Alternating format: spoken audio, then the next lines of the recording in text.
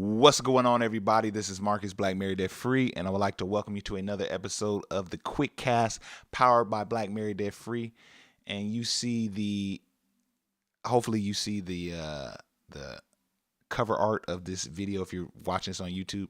Those of you listening on the podcast, it's a picture of the Terminator, or Jerome Powell, the chair of the Fed, as the Terminator, and it's entitled "The Fed Just Terminated the Housing Market." I know that sounds pretty clickbaitish, you know what I mean? And that's what I'm here to do. I want y'all to click on this video. But no, they just terminated the housing market, y'all. Yeah, they did. And we're going to talk about what happened on yesterday with the Fed increasing the interest rate for a historic third time this year for a total of 3% on the year. We're going to talk about that. They increased it 0.75 percentage point. I'm going to say that from now on instead of 0.75 basis points, 0.75, 0.75%. All right. But anyway, yeah, man, they're doing what they do, and I geeked out on it because I actually sat down and listened to the entire presentation by Jerome Powell, which I've said before sounds like a brother. But he's not. He's a Caucasian male, the chair of the Fed. And, you know, one thing I realized, man, they're not going to stop raising interest until we stop buying. So we could be stiff-necked and we're like, man, you know, there's deals out there to be had. And I believe that there may be deals out there to be had, but they're not going to stop until we stop. They truly believe that the best tool against inflation is to continue to raise interest rates. Okay? And just listening to him talk at length, they're not going to stop. Okay? They're in this for the long haul. And the interest rate is at 8.3, and they want to get it down to around 2%. Right? So that means we have a long way to go, a long, painful way to go. I'm going to get into some ideas for would-be investors. I'm going to get into we're going to look at some charts to kind of chronicle where we are in the recession process. We're going to get into a lot of that. But before we do, guys, I want to pause really quickly. If you're listening to this on the podcast, now, you know better, y'all. If you followed us, you know better. We need you to leave a 5-star review on whatever platform you're viewing this. Not 4-star reviews.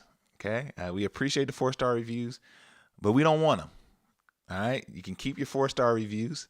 We love 5-star reviews. We need 5-star reviews, and we really appreciate it, guys. We're providing you this content on twice a week.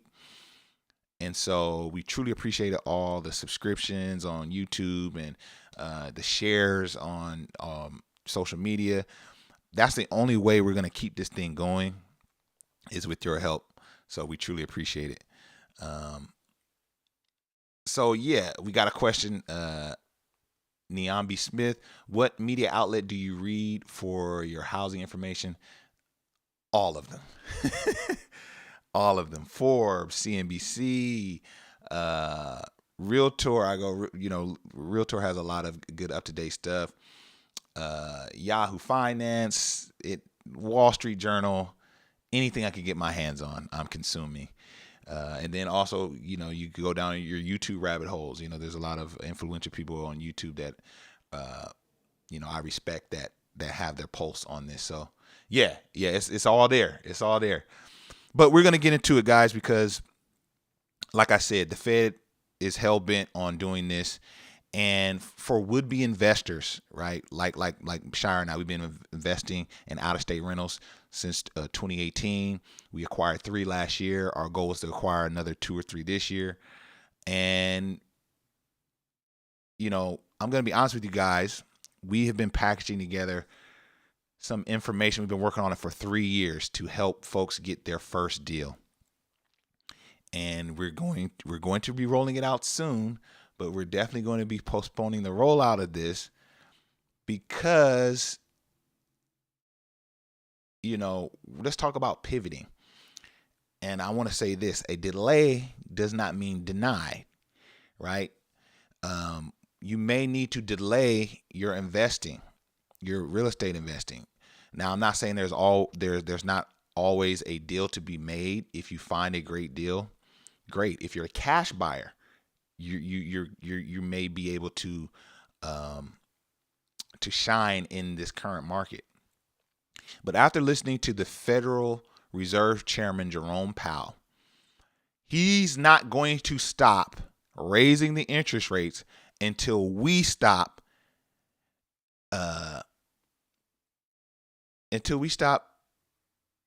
lending, right? Until we stop getting things that require lending, or until we get the picture that, man, we need to really pull back, and we need to, to slow down our lending and slow down our, purchasing in any manner that has credit or an interest rate attached to it, right? So when you think about first-time investors, many first-time investors, they're going to be getting a FHA. Let's say you're going to get into house hacking. You're going to use an FHA loan, right? That requires an interest rate. If you're going to get into buy and hold, and you're going to use a conventional loan like me and Shira do, that requires an interest rate. If you're going to be doing seller financing, right? You say, well, hey, I'll just do seller financing then. You know what I'm saying? I'm going to work around it that way. Do you not think that the seller is going to base his interest around what the current interest is? Because he will, right? If it costs more to borrow money, they're going to get in on that too. So good luck saying, okay, I'm going to escape the bank and go straight to the seller. That's kind of not how that works.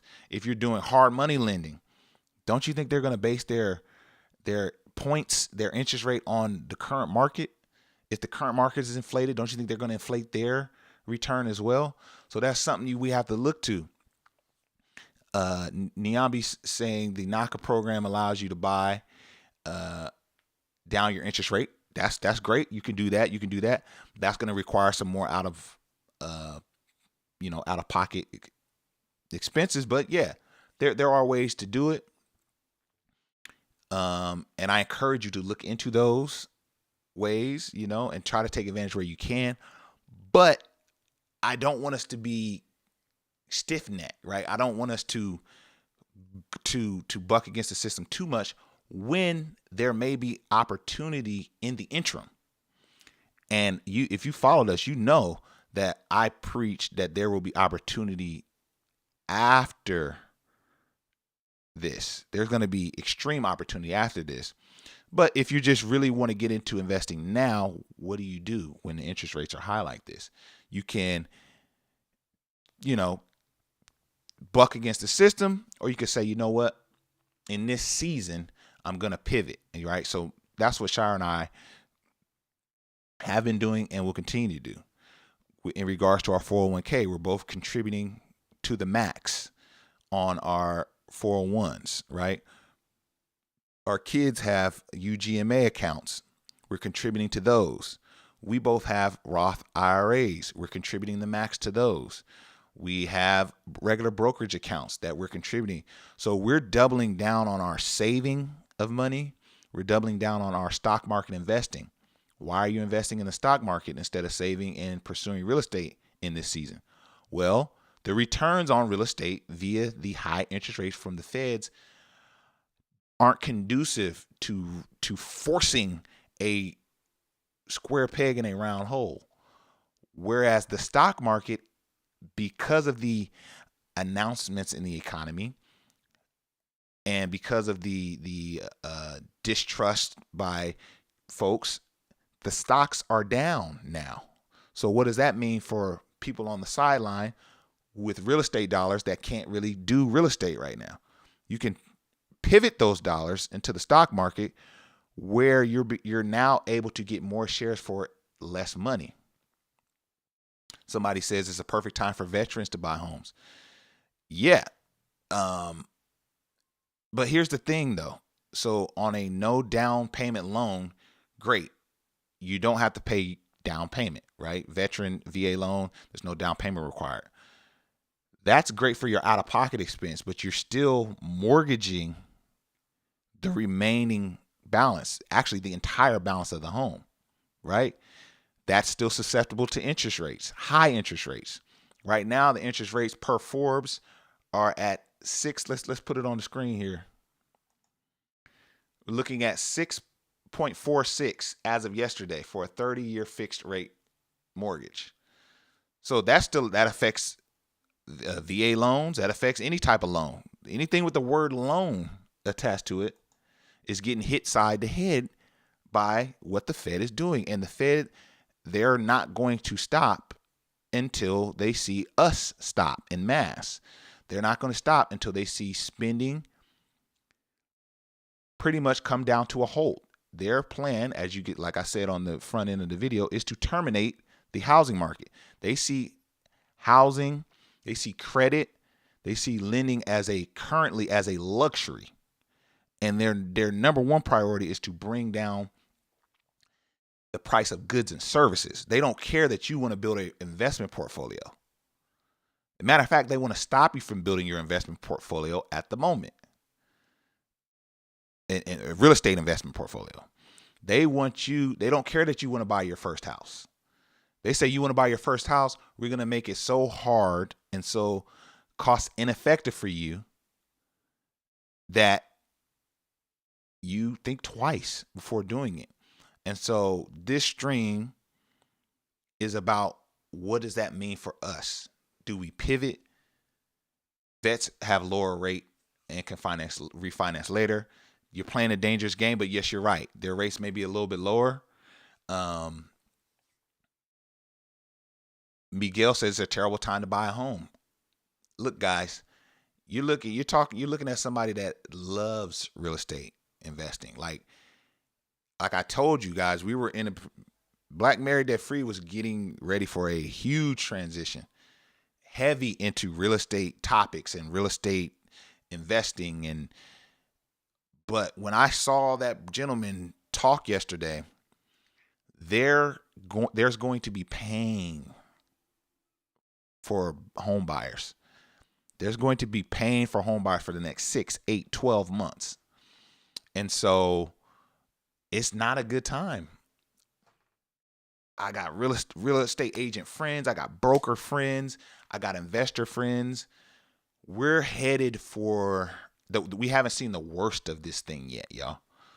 And there may be other opportunities. Like I said, pivoting your dollars to the stock market as stocks are lower priced currently and you're able to get more shares, saving for what's going to happen once the Fed starts to bring the interest rates down.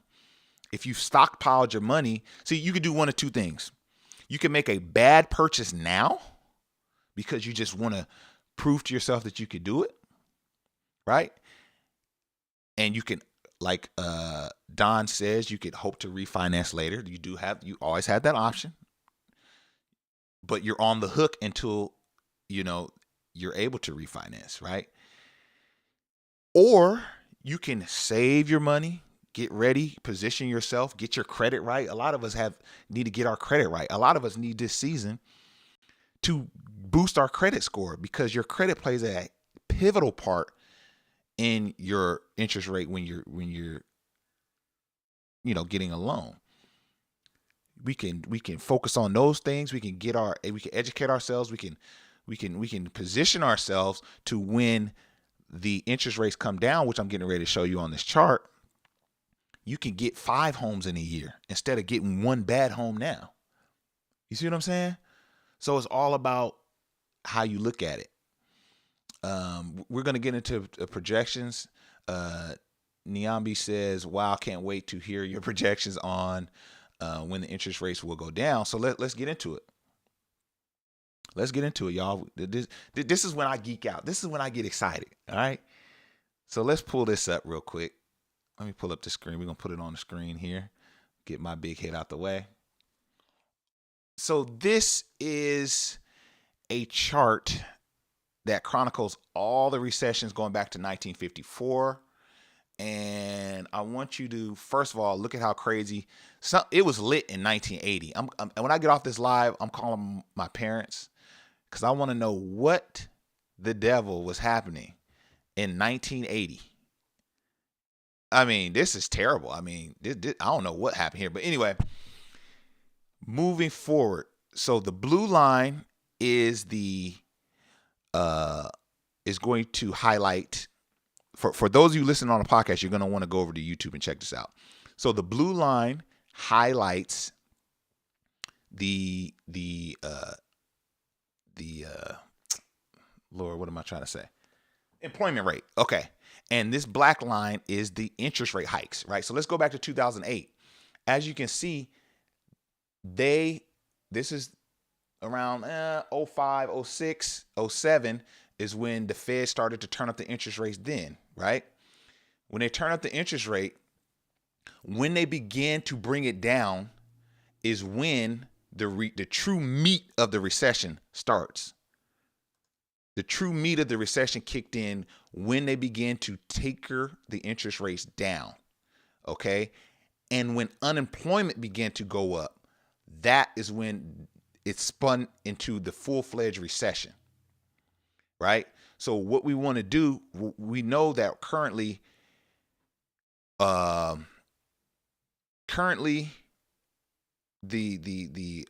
employment market is what they consider healthy, meaning there's more jobs than there are people to fill the jobs, right? So we're at a healthy stage. Now, when we begin to see unemployment rates rise, simultaneously, historically, if you look at all of these, let's go back to this right here. It's always when interest rates come down, when Fed begins to bring the interest rate back down, is simultaneously when unemployment rates rise. So we want to be looking at those indicators. We want to be keeping our eye on the unemployment rate. When you start to see that thing tick up, and when you start to see the Fed bring that interest rate down, this is sad to say, y'all. The recession is the sweet spot. The sweet spot I like to talk about.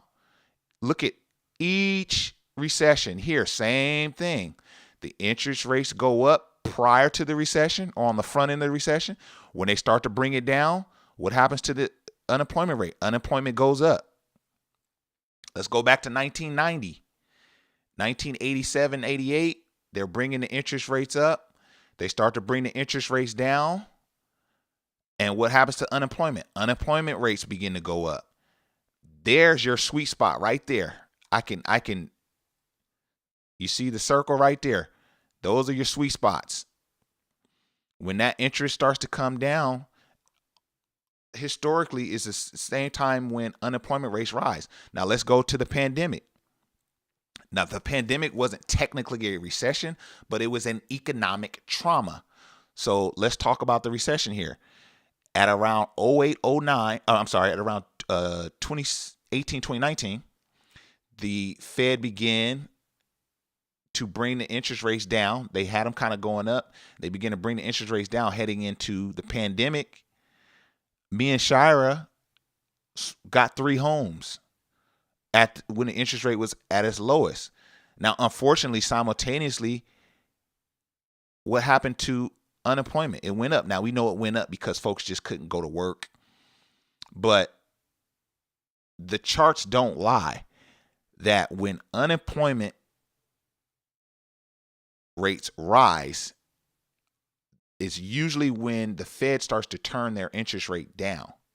So if you can stay gainfully employed, if you can hold on to your seat for that bumpy ride, which is the meat of the recession, that's when you have the best opportunity to get you some deals. So I'll say it again.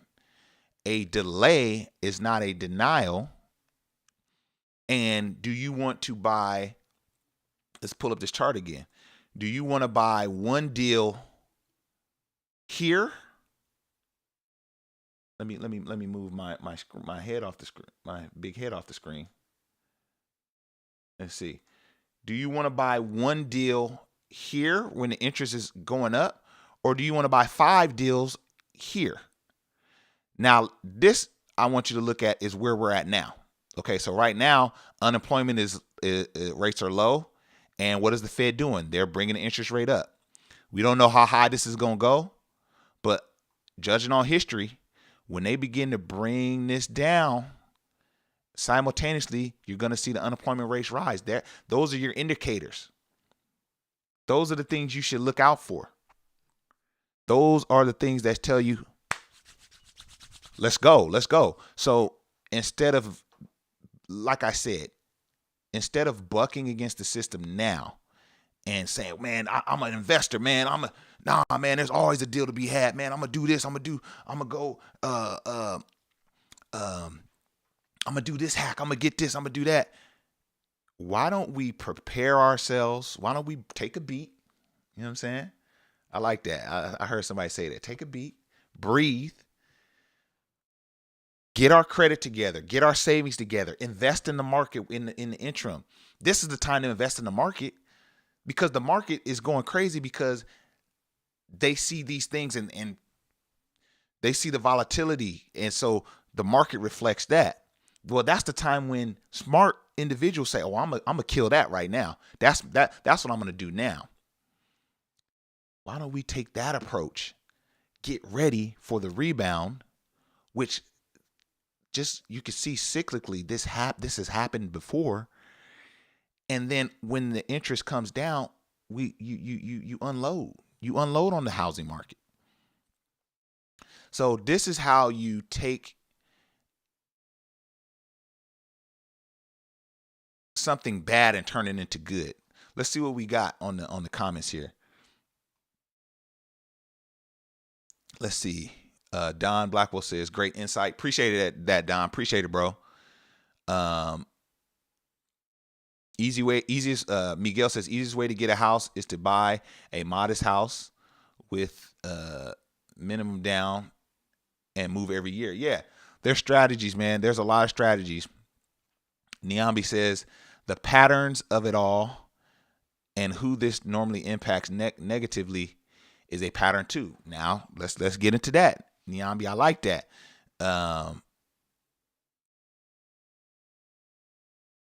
Let's talk about it, because in 2008, 2009, me and Shire, so there's 4 tiers, y'all. I'm gonna break this down for y'all. And I love this. I know this is going long, but I love this. There's 4 tiers.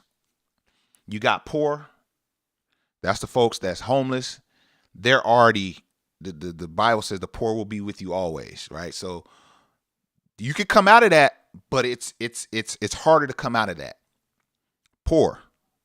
You got, I like to say, middle class after that. And you have upper middle. And then you have the wealthy. I like to break them in 4 categories.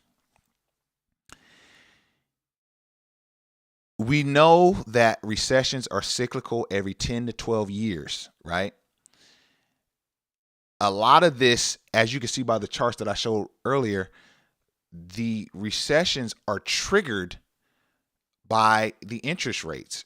And the recessions are needed to combat inflation. If we didn't have resets and recessions every 10 to 12 years, bread would by now would be $40 a loaf.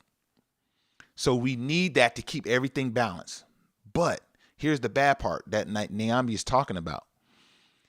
If you're in that poor category, we know you're already in a bad position. But to me, the worst position to be in during a recession or a reset is that section right above poor, middle class, as I clarified. And you could call it what you want. But that second level after poor is the worst level to be in a recession, because those are the casualties. Those are the people that will be bumped down to poor if they're not in a good position. So Jerome Powell spoke yesterday about, I don't want to say there's too many jobs out there, but in essence, he was saying we need jobs. We need unemployment up. Let's go back to the chart. Let's go back to the chart, y'all. Sorry about that. Let's go back to the chart.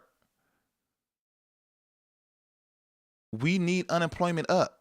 That's what this chart tells me. They know that when they inflate the interest rate for a period of time, that's going to trigger unemployment rates to go up. They need a level or a period of high unemployment rates.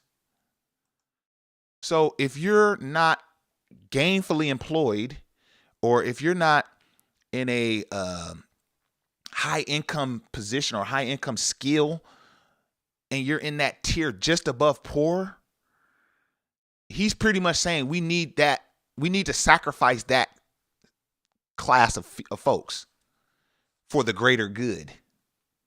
So what does that tell us as African Americans, black and brown, minorities, or even, it doesn't matter about race in regards to this? What does that mean for that class of folks? We got to get out of that tier right above poor, and we got to get at least to upper middle, because there's going to be less volatility in that class than there is in the class right above poverty and poor. See, those are going to be your casualties. So while that group, man, this is good stuff. While that group feels upper middle during a good market, that's smoke and mirrors. You see, the class right above poor, they're buying the same things as the upper middle when the market is good, when it's lit. They're eating at the same restaurants as the upper middle when the market is good. They're driving the same kind of cars as the upper middle class when the market is good. They stunting like them. The middle class feels like upper middle when the market is good. But when you're going in a recession and Jerome Powell starts saying, we need jobs to go down, we need folks to lose their jobs, that is when you realize, dang, I ain't really there. I'm not really there yet. And so to go back to what Niambi was saying, it always seems to affect that same sector every time, every cycle. So what we got to do is get out of that section and at least cross over to the upper middle and trending towards wealth, trending towards, that top tier. So I want you guys to be thinking about that. It's like, okay, what can I do now? I'm in that tier right above poor, and there's no shame in it. Most Americans are there. Let's keep it 100. Let's keep it all the way 100. Most Americans are in that tier right above poor.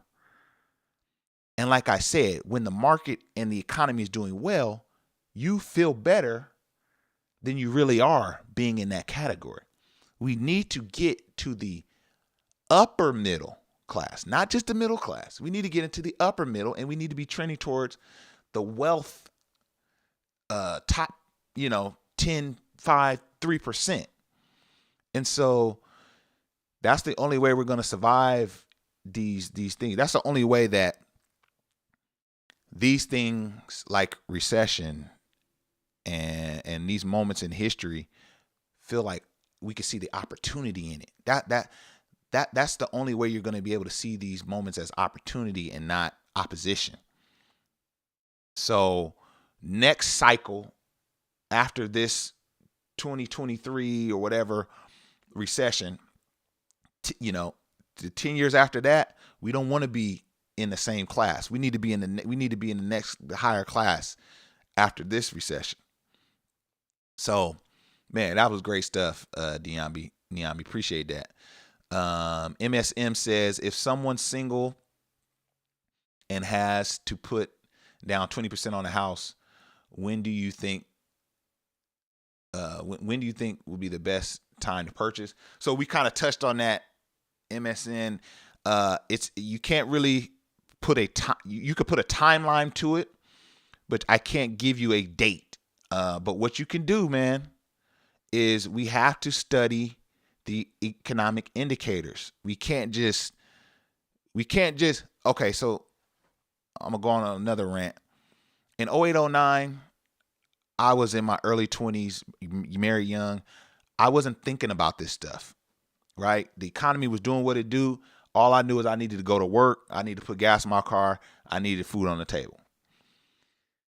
Now that I'm in my late 30s, I need to know what's going on. I need to study this stuff. The people that are going from middle class to upper middle, from upper middle to the wealthy, they're studying this stuff, bro. And so, no, it's all good, MSN. I know you just joined. So we talked about the chart. I'm going to show you guys the chart again. The chart is kind of what you got to read, these indicators here. So the blue, once again, is the unemployment rate. These are recessions going back to 1954. This is when the interest rates are going up here. When the interest rates begin to come down, it's your time to buy. That's your time to buy, right? This was in 2018, 2019. The interest rates were going up. By 2020, they were coming down. That was your time to buy. That's me and Shire. We bought 3 investment properties in 1 year. Now we fast forward to current. They're raising the interest rates. Is this the time to buy? I don't think so, right? They will, because they have, going back to 1954, in each cycle, they will turn the interest rates down. That's not a myth. I know that seems like no way they're going to turn this down. As high as they're running it now, they're going to run it down at some point. Why? Because they want to manipulate the economy. They're going to want you to buy at some point. When they do, that's when you unload. So I hope that helped. I know this kind of went long, but man, I'm really excited for the potential. I'm really excited for you all. I'm excited for what can come out of this. We just have to study the market. There's nothing we can do. We can't force it. You know, people were asking him questions. Why are you raising it? When are you going to drop it? And this and that. It's like, bro, it's like I said on Instagram. The Fed are the real gangsters. They determine what the dollar is going to do, what interest rates are going to look like. And I mean, they're controlling the economy. They're the puppet masters. And so what we have to do, we have to stand back. We have to zoom out. We have to look at what's going on. What is this telling me? What story is this telling me? And based on that story, how am I going to move? What am I going to do? Right? So hopefully you guys got a lot out of this podcast. If you did, do me a huge favor. Share this video, y'all. We need your help on YouTube, man. Y'all see the numbers. We need y'all's help, man, to keep this YouTube going. We need you. Podcast folks, man, y'all are doing, y'all all in, man. So we really appreciate you guys and we love you guys. But follow us across all platforms, because we're going to be doing some visuals. We're doing some really cool stuff. So we want you guys to be a part of it. We want you guys to connect and be locked in with Black Married Debt Free. We got a lot of great stuff coming. So this is Marcus, and this has been your not so quick cast. And I'm going to holler at y'all on the next one. All right. Appreciate y'all. Peace.